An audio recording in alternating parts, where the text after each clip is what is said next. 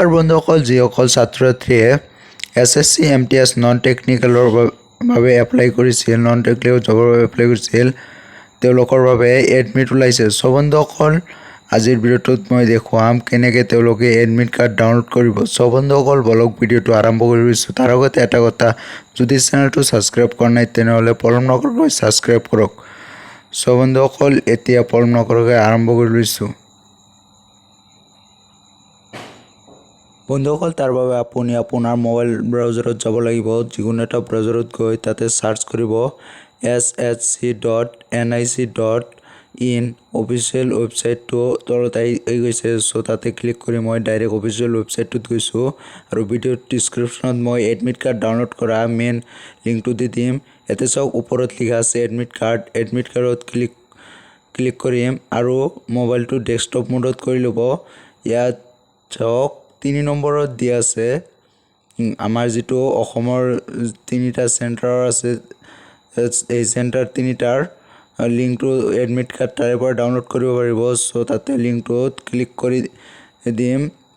So click কৰি দিয়াৰ পিছত কিছু সময় ল'ব। কিছু সময় লোৱাত নেটৱৰ্কৰ প্ৰব্লেম আছে। সো বন্ধুসকল, ওলাই আছে। সো বন্ধুসকল, ইয়াৰ পিছত আপুনি তাতে আপোনাৰ ৰেজিষ্ট্ৰেশ্যন নাম্বাৰ আৰু ডেট অফ বাৰ্থ দিব লাগিব। সো আপুনি আপোনাৰ ৰেজিষ্ট্ৰেশ্যন নাম্বাৰটো আৰু ডেট অফ বাৰ্থটো, সো বন্ধুসকলে চাওক ইয়াত ওলাই গৈছে ই এডমিট কাৰ্ড ষ্টেটাছ, আৰু তাতে ক্লিক কৰি দিয়াৰ পিছত ইয়াত ৰেজিষ্ট্ৰেশ্যন ID আৰু ডেট অফ বাৰ্থটো সুধিছে। ইয়াত ৰেজিষ্ট্ৰেশ্যন IDটো মই দি দিছোঁ আৰু মোৰ ডেট অফ বাৰ্থটো দি দিম। দি দিয়াৰ পিছত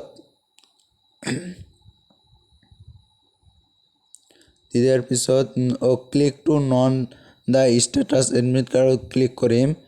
ক্লিক কৰাৰ পিছত নতুন এটা পেজ খোল খাব।